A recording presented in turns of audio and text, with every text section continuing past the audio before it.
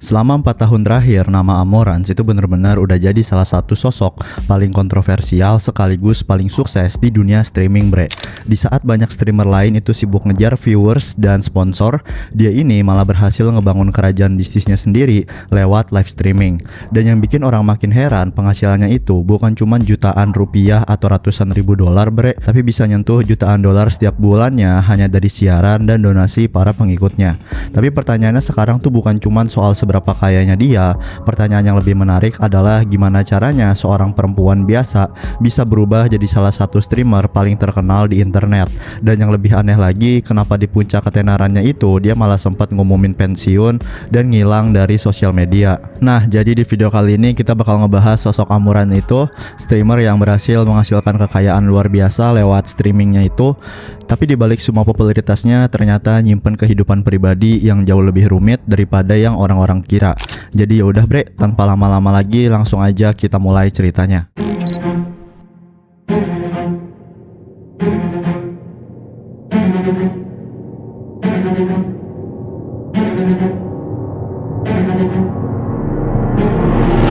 Jadi semuanya ini dimulai pada tahun 2016 waktu Amorans itu pertama kali masuk ke dunia streaming.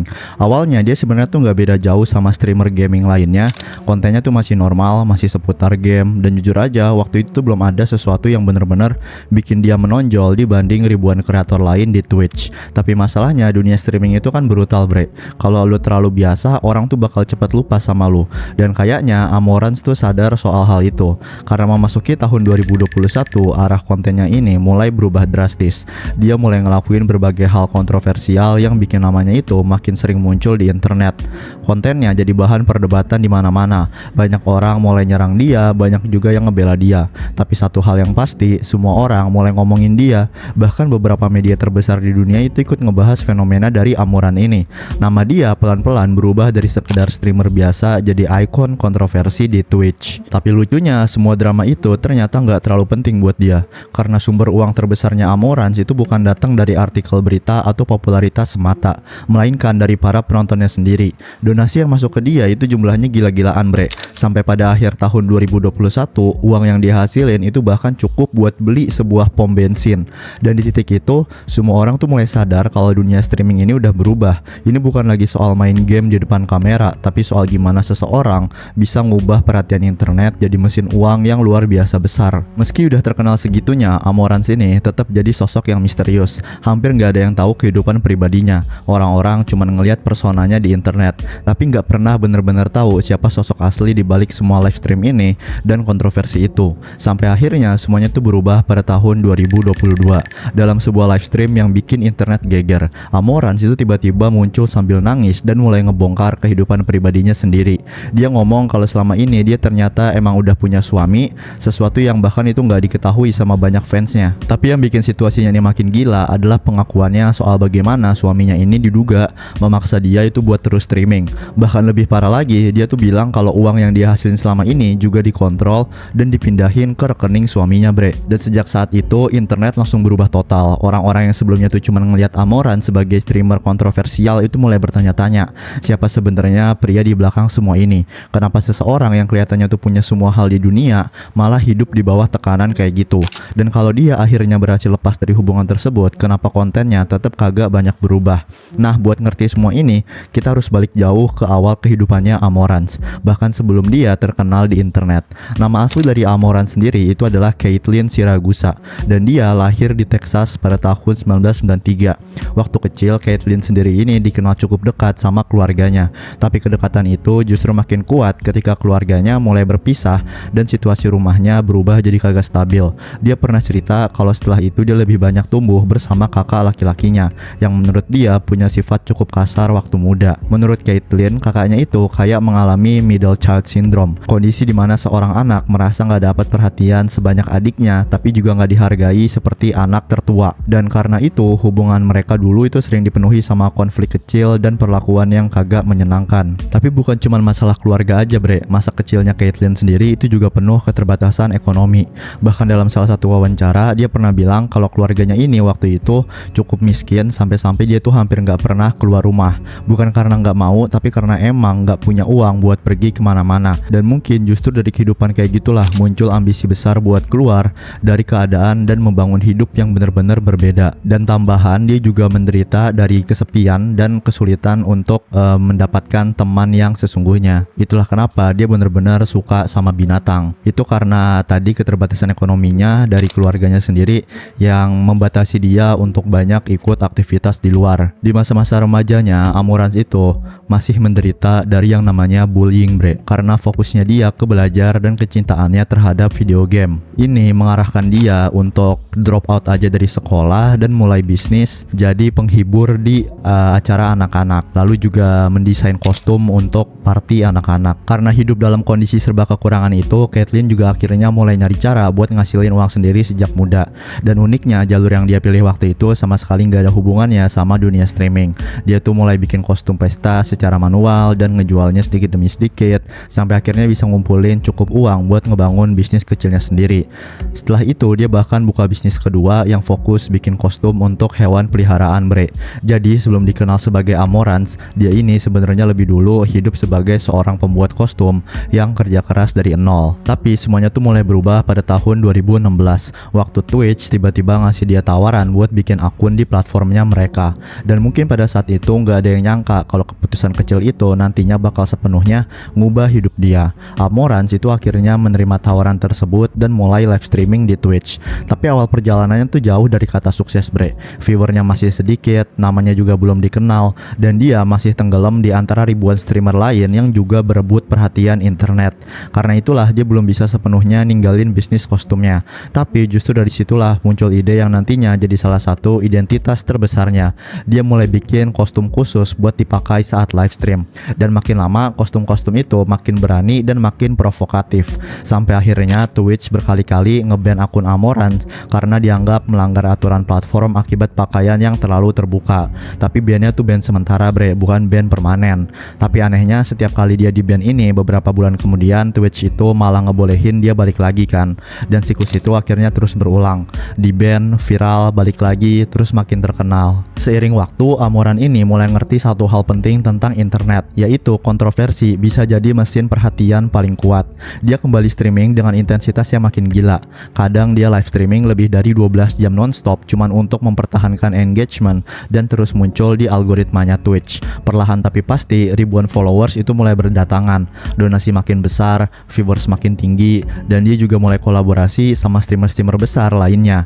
Tapi tentunya makin terkenal seseorang di internet, makin besar juga kebencian yang datang. Banyak orang tuh mulai nyerang Amorans dan nuduh dia menghasilkan uang dengan cara yang salah. Mereka nganggep kontennya itu cuman manfaatin sensualitas demi uang dan perhatian. Di sisi lain banyak juga yang ngebela dia dan bilang kalau dia ini bebas ngelakuin apapun terhadap kontennya sendiri.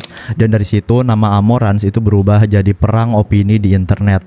Orang-orang mungkin gak suka sama dia, tapi mereka terus ngomongin dia intinya. Dan di tengah semua kontroversi itu, tren baru mulai muncul di Twitch, ASMR. Amoran itu pun ikut masuk ke tren tersebut. Dia mulai bikin konten ASMR yang saat itu lagi meledak banget di platform Twitch. Masalahnya banyak streamer lain juga mulai ngegunain ASMR dengan cara yang dianggap tuh terlalu eksplisit demi narik audiens muda dan nambah followersnya. Situasinya makin kacau sampai akhirnya Twitch ini turun tangan dan nge-ban lebih dari 50 streamer karena dianggap melanggar pedoman platform.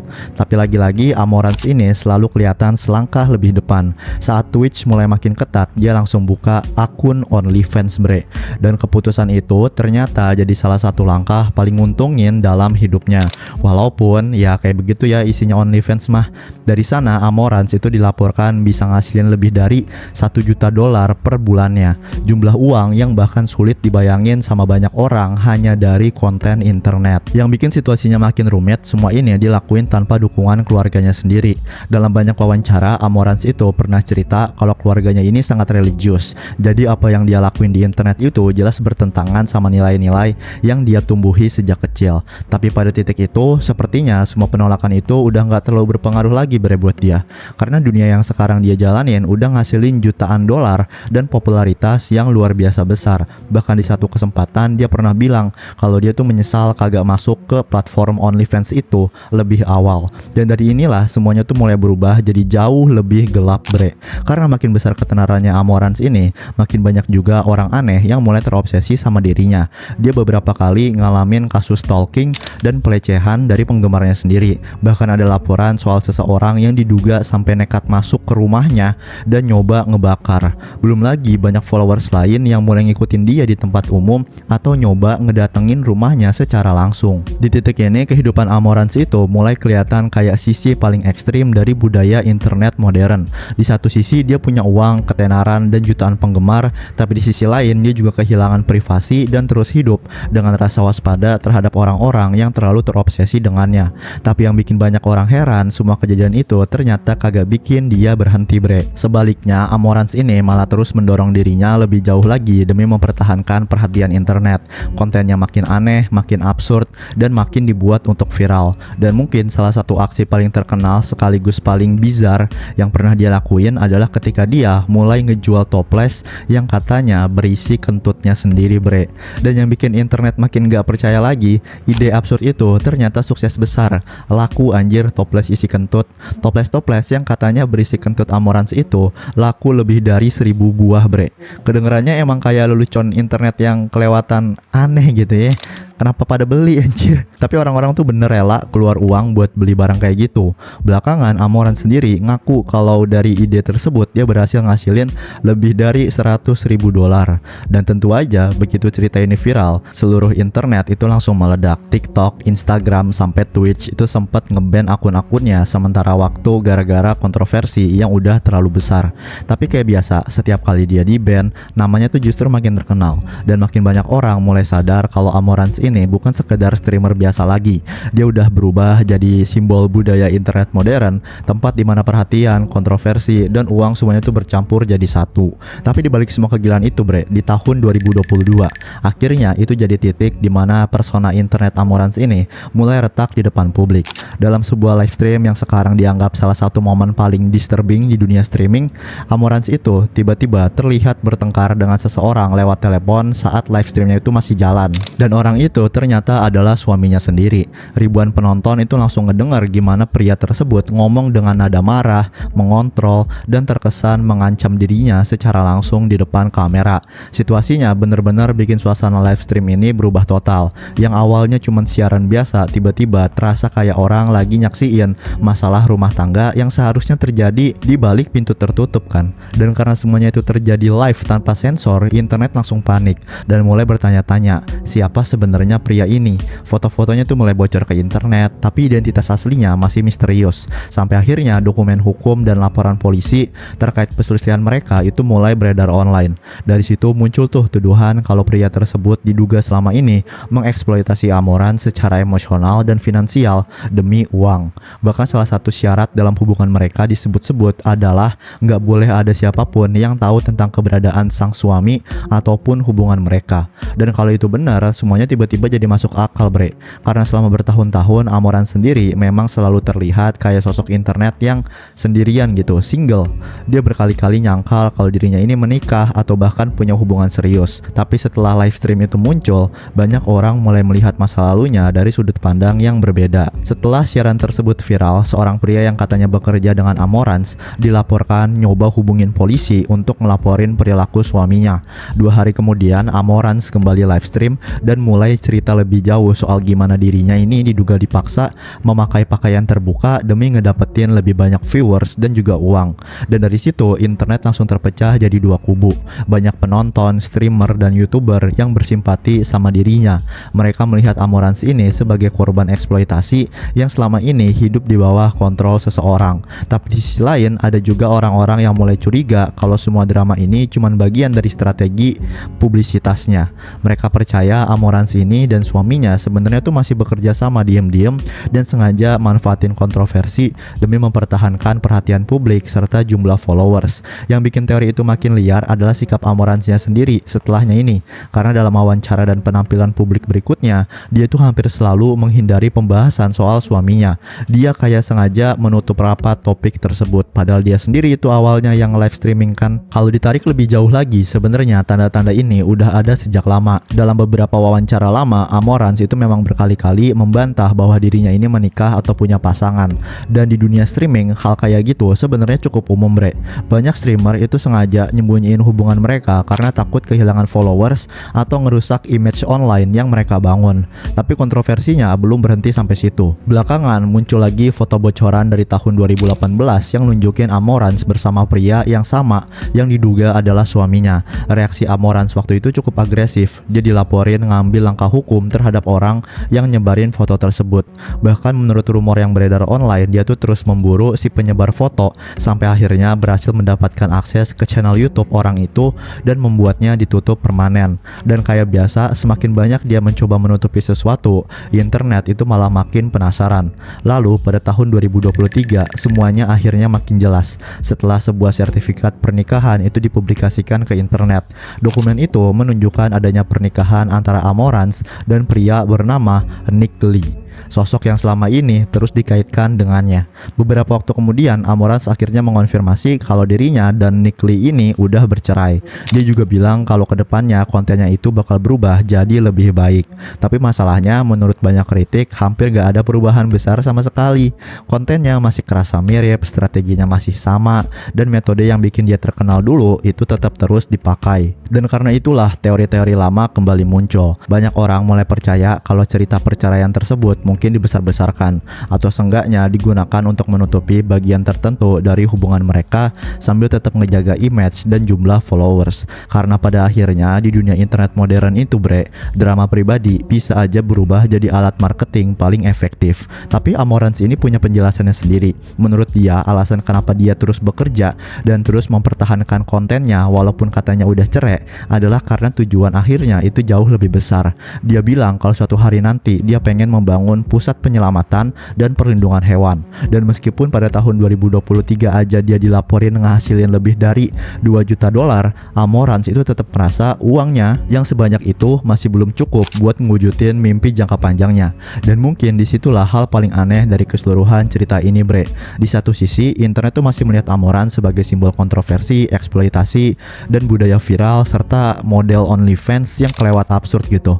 Tapi di sisi lain, di balik semua live stream, drama, dan banyaknya uang itu, ternyata ada seseorang yang masih terus mengejar sesuatu yang menurut dia lebih besar daripada sekedar ketenaran internet, entah itu benar ataupun bohong. Soal total kekayaannya sendiri, berbagai bocoran dan perkiraan online menyebut kalau kekayaan bersih dari Amorans itu sekarang kemungkinan udah melewati 25 juta dolar. Jumlah yang gila banget kalau kita ingat semua ini awalnya tuh cuma dimulai dari seorang perempuan yang dulu bahkan kagak punya uang buat keluar rumah. Oke bre, segitu aja buat video gue kali ini. Gimana menurut lo? Kalau lo suka jangan lupa like, comment, share, dan subscribe channel ini. Sampai jumpa lagi di video selanjutnya. Dadah.